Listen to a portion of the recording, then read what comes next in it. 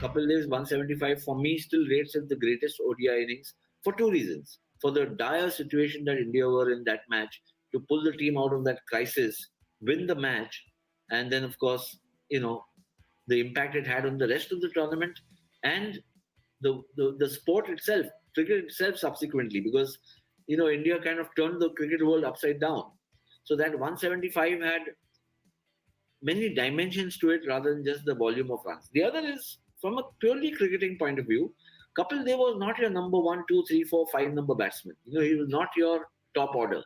He was a great all rounder, but you would expect perhaps a Viv Richards to play this kind of an innings, a Saeed Anwar, certainly a Tendulkar or an Inzamam or Virat Kohli or certainly Rohit Sharma for for an all rounder, not batting in the top order, not like a Jack Cullis, but batting at number 6 or number 7 usually, to come and play this kind of a knock was extraordinary. So it bespoke the talent, the natural gifts that Kapil Dev had, the utter fearlessness. I mean, you go into that situation, you would think that somebody would, you might crack up, you might lose your nerve, your legs, your knees go completely jelly. But here was this guy just, got into this counter-attacking mode and took India from a hopeless situation to a winning place. The enormity of that innings, from the sheer volume of runs, 175 not out, and 175 out of 262. That was his score. So he had made about 65-70% of the runs. And then the impact it had on the sport, because cricket got the biggest boost ever in the India became the mecca of cricket subsequently. After the 2007 win in the T20 World Championship, India has become, apart from the mecca, also the El Dorado, because so much money has come into Indian cricket, and then the IPL of course came. So, but a lot of how we see India today, the power it wields in the ICC, in the world of cricket, and the money it has, it can be traced back to the 1983 World Cup win. And obviously, when you go that deep, you have to. The pivotal factor there is Kapil Dev's 175 not out. Tell me how cool you were, how calm and composed you were when you watched Kapil Dev make 175 not out. Because I found very few people in Tunbridge Wells who were sitting on their seats. They were all standing on their feet and jumping. I think this question I'll leave it to the audience. And we have shot this whole thing. Yeah. The movie is coming up. So we have shot this scene very well, and all the reactions are there. Reactions of every cricketer, and even the wives are there. So that will be very interesting to watch.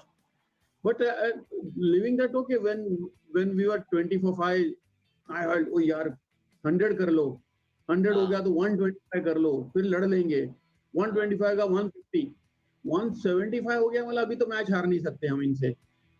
उसके after that Kapil went, I don't, पता नहीं क्या हो गया उसको. Then he started hitting like anything. मतलब अभी तो no problem, अभी तो. I think maybe we relaxed in that game, and also the pitch also eased out as it went on playing. Early morning it was swinging a lot, and then later on it was nice, like typical English wicket after that. So we may have relaxed also mentally. We know that the score is big now, we can't lose the game. So they came quite close. I think we won the game by 30 runs something. But that was one of the best innings I've seen. Viv Richards, obviously, he was very explosive and brilliant, no doubt. I mean, I've been on the wrong side of having the fury when he batted really well, which he also did in the semi-finals, in the finals when you saw the flash in the World Cup. But then that innings of 175 by Kapil, with 17 for 5 down, the wicket was wet, it was damp, it was a drying track, and I was the 12th man, and I watched every single ball that day. And Kapil went in, he started a little slowly, and then the way he batted was marvelous, treat to the eyes, feast for the eyes. And I remember it was Diwali day that day. Yes. Diwali as far as cricket is concerned, because Tunbridge Wells has this top which is made of tin, and the ball would hit the tin, the 6, ting ting ting ting ting ting, it would come down as if you have a laddi, pataka laddi, And that was absolutely superb innings. So in between, he wanted to change a bat and he wanted an off-shoulder bat. So I asked him, when you're doing so well with that bat, why do you want this? I don't remember. He said something, yaar, iske run pure ho gaya, ab iske pure kar leta. Something like that. I don't remember. But then I'll tell you. And the way I think Roger and then Kirmani,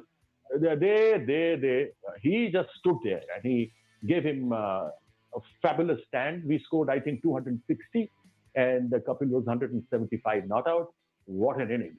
I mean, I can't forget it. I can't, even if I don't see it on television, but I can see it in my mind working the way he played. Brilliant innings.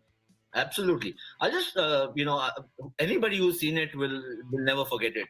I saw it briefly from the porch of the dressing room. In those days, the sanitization process was not so strong. You could pop in and out of the dressing room once in a while with permission from the manager and then from the stands. But my rating, Kirti, is that this is the greatest ODI innings ever.